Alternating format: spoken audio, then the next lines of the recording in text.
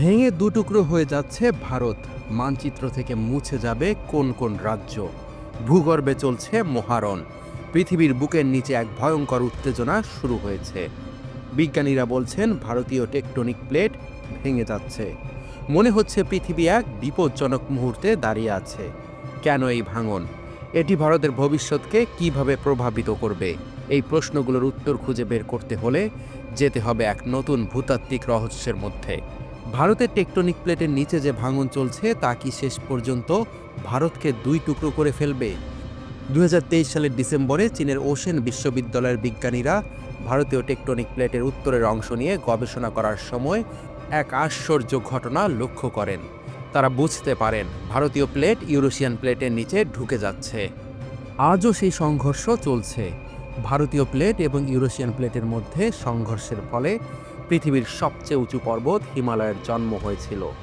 কিন্তু আজ সেই সংঘর্ষের কারণে ভারতীয় টেকটনিক প্লেটের একটি অংশ ভাঙতে শুরু করেছে। এই বিজ্ঞানীদের মতে এর ফলে ভারতের বিভিন্ন অঞ্চলের ভূগর্ভে ঘটছে ভয়ঙ্কর গোলমাল। আরও বড় কথা, এই পরিবর্তনটির প্রভাব ভারতের ভূখণ্ডে পড়তে পারে। বিশেষ করে লাদাখ, হিমাচল প্রদেশ, উত্তরাখণ্ড, সিকিম, অরুণাচল প্রদেশ এবং উত্তরপ্রদেশের কিছু অংশ ভারতীয় ম্যাপ থেকে মুছে যেতে পারে।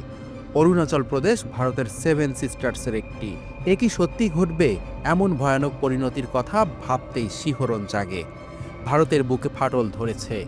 বিজ্ঞানীরা বলছেন এই ভাঙনের প্রক্রিয়া হয়তো বহু বছর আগে থেকেই শুরু হয়েছিল, কমপক্ষে 160 লক্ষ বছর আগে। ভারতীয় টেকটনিক প্লেট ইউরেশিয়ান প্লেটের সাথে সংঘর্ষ শুরু করে। তখন থেকে এই প্লেটের একাংশ ইউরেশিয়ান প্লেটের নিচে ঢুকে যেতে শুরু করে। তখনই ইউরেশিয়ান প্লেট উপরের দিকে উঠে যেতে থাকে। আর ভারতীয় টেকটনিক প্লেটের কিছু অংশ একেবারে পৃথিবীর গভীরে চলে যায়। এই ভাঙন এবং নড়াচড়ার জন্য এখন তিব্বত অঞ্চলে ভূমিকম্পের ঘটনাও ঘটছে। বিজ্ঞানীরা আসলে কি দেখতে পাচ্ছেন? তাদের মতে টেকটনিক প্লেটটি ভেঙে যাচ্ছে এবং একটি অংশ পৃথিবীর ম্যান্টেল বা লাভার মধ্যে চলে যাচ্ছে। অন্য অংশটি ইউরেশিয়ান প্লেটের নিচে আটকে রয়েছে। এই প্রশ্নটি অনেকের মনে চলে আসে। তিব্বতের নিচে ভাঙন শুরু হওয়া মানে এর প্রভাব ভারতের ওপর পড়তে পারে। বিশেষ করে যেসব রাজ্য ভারতীয় টেকটনিক প্লেটের কাছাকাছি, সেগুলি বিপদের মুখে পড়তে পারে। কি হবে সেই সব রাজ্যের?